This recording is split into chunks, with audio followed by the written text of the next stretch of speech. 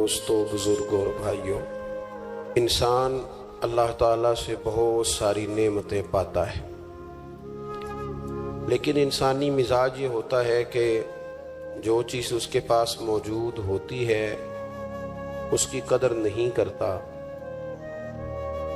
اور جو موجود نہیں ہوتی اس کا روز مطالبہ کرتا ہے۔ اللہ تبارک و تعالی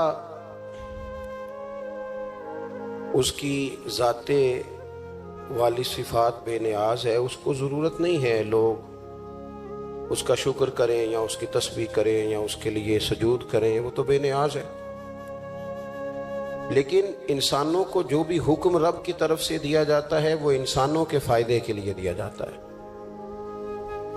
اللہ تبارک و تعالی نے ہمیں نعمتوں کا چرچا کرنے کا حکم دیا ہے۔ فرمایا وَأَمَّا بِنِعْمَةِ رَبِّكَ فَحَدِّثْ، اپنے رب کی نعمتوں کا چرچا کرو، نعمتوں کا اظہار کرو۔ سب سے پہلی بات تو یہ ہے کہ جب انسان شکر کرتا ہے نا تو اس کی نعمتیں بڑھ بھی جاتی ہیں اور محفوظ بھی ہو جاتی ہیں۔ اللہ کریم نے فرمایا لَإِن شَكَرْتُمْ لَأَزِيدَنَّكُمْ، اگر تم شکر ادا کرو گے تو میں نعمتوں میں اضافہ کر دوں گا۔ اب یہاں مفسرین کرام نے ایک باریک بات لکھی ہے، وہ کہتے ہیں اضافہ ہوگا نا تو اضافہ اس چیز میں ہوتا ہے جو پہلے موجود رہے۔ تو شکر کرنے کے دو فائدے ہوئے کہ پچھلی نعمت محفوظ ہو جائے گی اور مزید رب کریم اس میں اضافہ فرما دے گا۔ شکر کا مزاج کرنے سے، پیدا کرنے سے انسان، پہلا فائدہ یہ ہوتا ہے کہ نعمتیں محفوظ ہوتی ہیں، ان میں اضافہ ہوتا ہے۔ دوسرا فائدہ یہ ہوتا ہے کہ جب آپ نعمتوں کا شکر ادا کرتے ہیں تو رب سے جڑتے ہیں، اللہ سے تعلق مضبوط ہوتا ہے۔ نعمتیں چونکہ رب کریم دیتا ہے، اور جب بندے اپنے مالک کا شکریہ ادا کرتے ہیں تو گویا وہ اپنے رب کی بارگاہ کے اندر عرض کرتے ہیں کہ مالک تو نے بڑی کرم نوازیاں فرما دی ہیں۔ تو اللہ کی بارگاہ کے قریب ہونے کا ایک ذریعہ شکر بھی ہے۔ تیسری بات، نعمتوں کا ذکر انسان کو سکون دیتا ہے۔ نعمتوں پر شکر کرنے سے انسان کا دل ٹھنڈا ہوتا ہے۔ جب ہم شکریہ ادا نہیں نہ کرتے تو پھر ظاہر ہے ہم خواہشات کرتے ہیں، میرے پاس یہ نہیں ہے، میرے پاس وہ نہیں ہے، مجھے فلاں چیز مل جاتی تو کیا ہی اچھا ہوتا، دیکھو فلاں کے پاس فلاں چیز ہے، میرے پاس نہیں۔ یہ جتنی بھی چیزیں ہیں نا یہ بے چینی پیدا کرتی ہیں۔ ان باتوں سے انسان کی طبیعت میں تلخیاں پیدا ہوتی ہیں۔ یہ چیزیں اس کے لیے ہمیشہ تکلیف کا سامان ہوتی ہیں، چونکہ وہ بار بار جب یہ کہتا جاتا ہے تو مزاج شکوے والا بن جاتا ہے۔ شکوہ ہمیشہ تکلیف دیتا ہے اور شکر ہمیشہ سکون دیتا ہے۔ کوئی جتنے زیادہ شکوے کرے گا اتنا زیادہ الجھ جائے گا، اور جتنا زیادہ شکریہ ادا کرے گا اتنا زیادہ مطمئن ہوتا جائے گا۔ اس لیے نبی پاک صلی اللہ تعالی علیہ وسلم نے فرمایا مومن ہر حال میں ہی خیر میں ہے۔ یا رسول اللہ کس طرح؟ فرمایا مصیبت آئے تو صبر کر کے رب سے اجر لے لیتا ہے، اور نعمت ملے تو شکر کر کے اپنے رب سے اجر لے لیتا ہے۔ نعمتوں کا شکر بڑا ضروری کام ہے۔ اچھا، ہم نعمتوں کا شکر چونکہ ادا نہیں کرتے الا ماشاء اللہ، تو پھر معاشرے میں ماحول اس طرح کا پیدا ہوتا ہے کہ ہم جہاں ہم ہوتے ہیں وہ جگہ ہمیں سکون والی نہیں لگتی،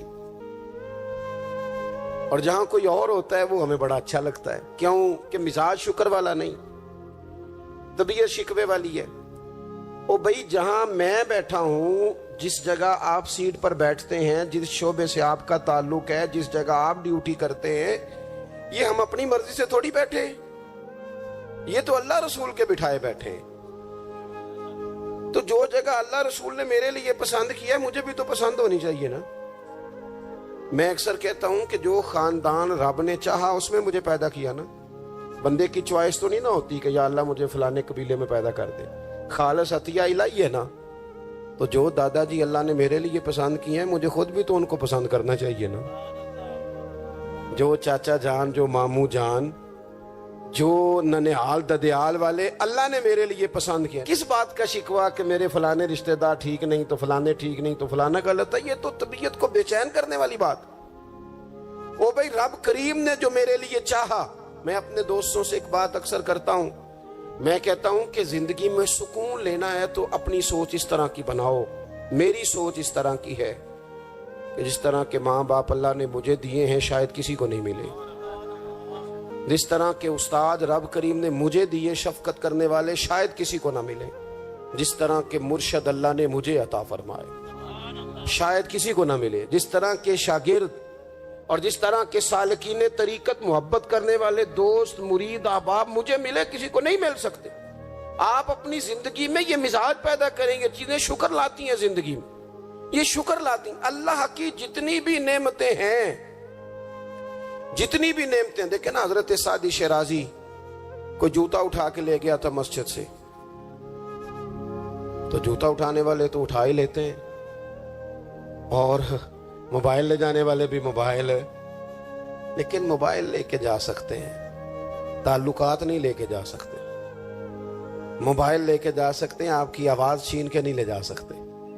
وہ غلط فہمی کا شکار ہوتے ہیں کہ ایک چیز ہم نے لے لی, بھائی بہت ساری چیزیں آپ کی رسائی نہیں ہے, آپ جا ہی نہیں سکتے وہاں تک.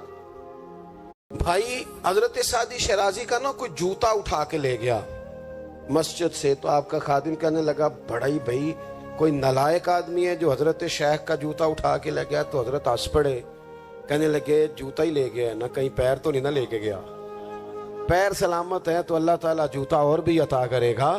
ہم نا یہ مزاج پیدا کر لیں تو زندگی میں شکر آ جائے, ٹھہراؤ آ جائے, سکون آ جائے.